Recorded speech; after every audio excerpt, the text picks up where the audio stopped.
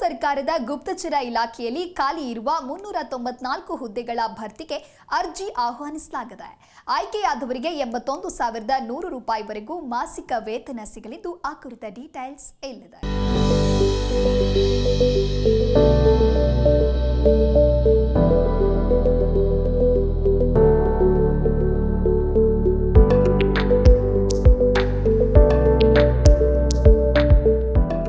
ಗುಪ್ತಚರ ಇಲಾಖೆಯಲ್ಲಿದೆ 394 ಹುದ್ದೆ.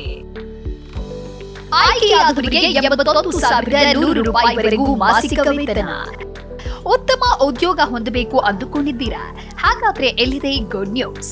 ಭಾರತ ಸರ್ಕಾರದ ಗುಪ್ತಚರ ಇಲಾಖೆಯಲ್ಲಿ ಖಾಲಿ ಇರುವ 394 ಹುದ್ದೆಗಳ ಭರ್ತಿಗೆ ಅರ್ಜಿ ಆಹ್ವಾನಿಸಲಾಗಿದೆ.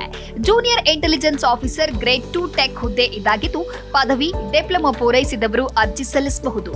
ಆಸಕ್ತರು ಆನ್ಲೈನ್ ಮೂಲಕ ಅರ್ಜಿ ಸಲ್ಲಿಸಬೇಕಿದ್ದು ಕೊನೆಯ ದಿನಾಂಕ ಸೆಪ್ಟೆಂಬರ್ 14.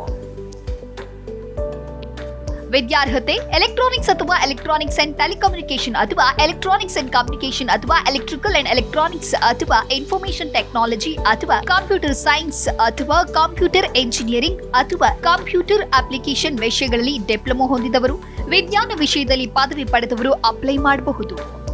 ವಯೋಮಿತಿ ಗುಪ್ತಚರ ಇಲಾಖೆಯ ಅಧಿಸೂಚನೆಯ ಪ್ರಕಾರ ಅರ್ಜಿ ಸಲ್ಲಿಸುವವ ಕನಿಷ್ಠ ವಯಸ್ಸು 18 ವರ್ಷ ಮತ್ತು ಗರಿಷ್ಠ ವಯಸ್ಸು 27 ವರ್ಷ.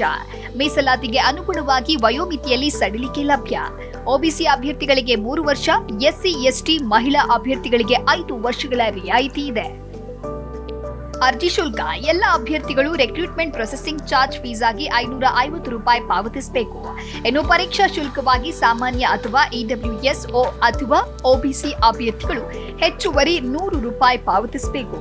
ಎಸ್ಸಿ ಅಥವಾ ಎಸ್ಟಿ ಅಥವಾ ಮಹಿಳಾ ಮತ್ತು ಮಾಜಿ ಸೈನಿಕರು ಪರೀಕ್ಷಾ ಶುಲ್ಕ ನೀಡಬೇಕಾಗಿಲ್ಲ.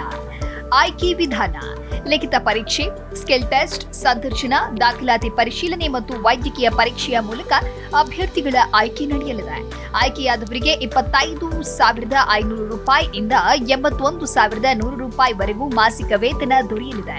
ಕರ್ನಾಟಕದಲ್ಲಿ ಬೆಳಗಾವಿ, ಬೆಂಗಳೂರು, ಹುಬ್ಬಳ್ಳಿ, ಮಂಗಳೂರು, ಮೈಸೂರು, ಶಿವಮೊಗ್ಗ ಮತ್ತು ಉಡುಪಿಯಲ್ಲಿ ಪರೀಕ್ಷಾ ಕೇಂದ್ರವಿದೆ. ಅರ್ಜಿ ಸಲ್ಲಿಸುವ ವಿಧಾನ: ಅರ್ಜಿ ಸಲ್ಲಿಸಲು ಅಧಿಕೃತ ವೆಬ್ ವಿಳಾಸ ಅಥವಾ ಎನ್ಸಿಎಸ್ ಪೋರ್ಟಲ್ ಆಗಿರುವ ವೆಬ್ಸೈಟ್ನಲ್ಲಿ ಅರ್ಜಿ ಸಲ್ಲಿಸಬಹುದು.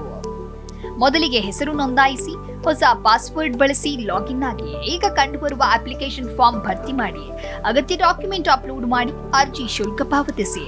ಭರ್ತಿ ಮಾಡಿದ ವಿವರಗಳನ್ನ ಮತ್ತೊಮ್ಮೆ ಪರಿಶೀಲಿಸಿ, ಎಲ್ಲವೂ ಸರಿ ಇದ್ರೆ ಸಬ್ಮಿಟ್ ಬಟನ್ ಕ್ಲಿಕ್ ಮಾಡಿ.